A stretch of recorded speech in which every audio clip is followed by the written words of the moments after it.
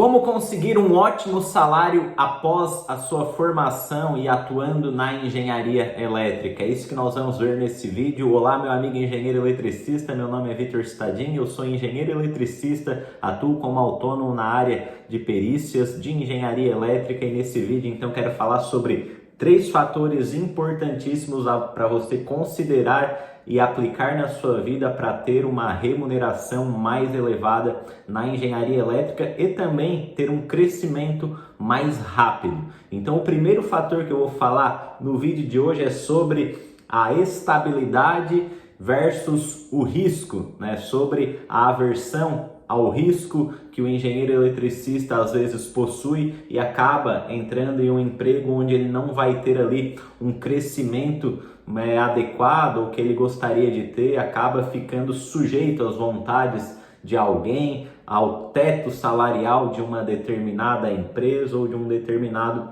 cargo. Então, a primeira coisa que eu gostaria de falar é que quanto mais risco tiver no seu trabalho, maior vai ser a sua remuneração.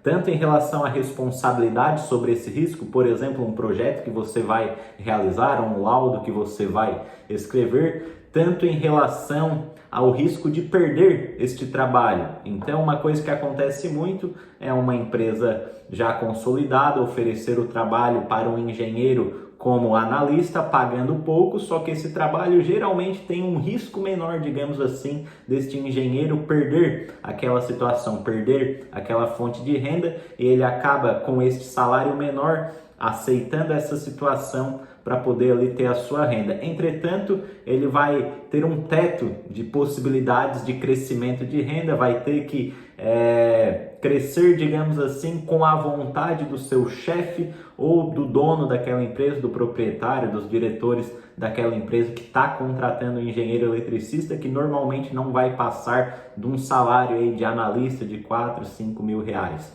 Né? Mesmo que esse engenheiro se esforce muito neste determinado trabalho, existem exceções, obviamente, mas são bastante raras. A gente conhece a situação atual do mercado de engenharia elétrica. Ao contrário de um profissional que decide se arriscar mais, decide ser dono do seu próprio nariz e buscar as demandas por conta própria, sem depender de um chefe, sem depender de uma empresa contratando ali com um emprego registrado, como é o CLT ou como é um concurso público, por exemplo.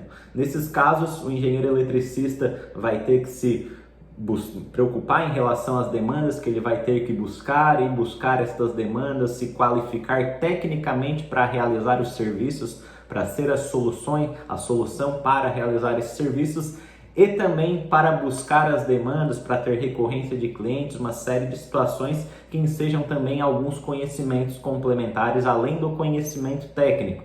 Então, aqui a gente já tem um fator bastante importante. Como autônomo, você vai poder ter muitos clientes, né, à medida que o seu tempo permitir, obviamente, e com isso conseguir um salário, uma remuneração, uma renda muito maior do que trabalhando como registrado, trabalhando em um emprego que, digamos assim, dá mais estabilidade, que também é um conceito que não existe, uma vez que a empresa que contrata pode quebrar, pode demitir, enfim, tem outras situações aí, né, envolvidas. Mas o primeiro fator, então, risco versus estabilidade. Quanto mais estável, maior a tendência desse salário, dessa remuneração ou dessa renda ser menor.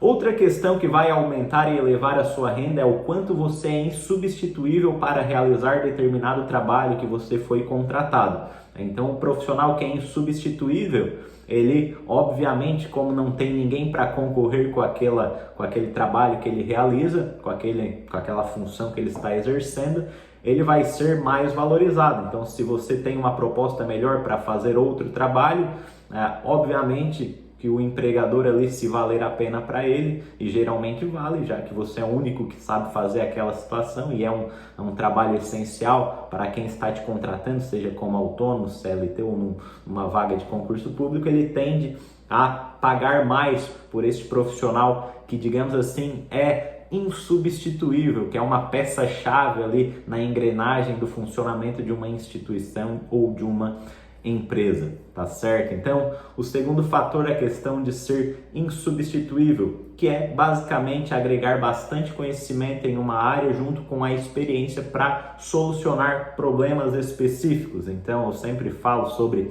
a perícia, por exemplo, que é uma situação onde o engenheiro eletricista pode ajudar os juízes aí em processos judiciais. Aí nós, com este conhecimento, nos tornamos profissionais bem completos, com muita profundidade técnica, e essa característica da perícia valoriza bastante o nosso conhecimento como peritos engenheiros eletricistas. E por último, então, nós temos aí o fator inteligência, né? Que é, na verdade, um contraponto em relação aos trabalhos mais operativos, mais manuais, né? Vamos aqui fazer uma analogia aos médicos, por exemplo, que ganham muito mais do que os enfermeiros que estão lá atuando, colocando agulha nas pessoas, tudo mais. Quando o médico precisa fazer algo operacional, né, estar presente durante uma cirurgia, por exemplo, ele vai cobrar muito mais o valor da hora técnica dele por esta situação. Então, trabalhos de inteligência, trabalhos cognitivos, onde nós vamos utilizar mais tempo o nosso raciocínio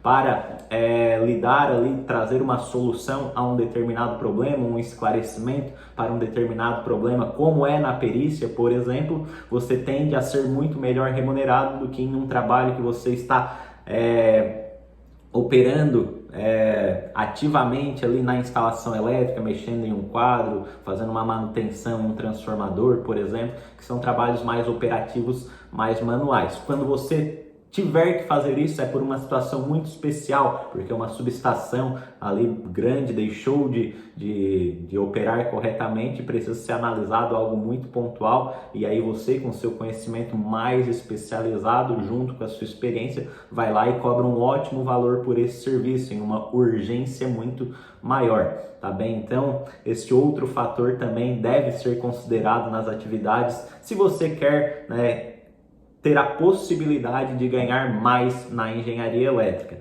São fatores que ao longo do tempo, vivenciando, eu aprendi a enxergar esses padrões e aplico esses conceitos na minha vida, até porque eu gosto das atividades que eu realizo hoje, como são as perícias, como são os laudos técnicos, onde é um trabalho onde eu sou um profissional bastante valorizado pela minha experiência e pelo meu conhecimento. Também é uma atividade que eu sou bastante insubstituível e é também uma atividade que envolve uma inteligência muito maior do que a questão operacional. Além, obviamente, de ser trabalhos autônomos, onde nós estaremos ali sendo donos do nosso próprio nariz, né, e não dependendo de uma instituição querendo pagar um valor, tentando trocar um valor mais baixo de salário, de remuneração, por uma estabilidade, que muitas vezes é ilusória, tá certo? Então, fica aqui algumas dicas sobre remuneração na sua carreira como perito judicial.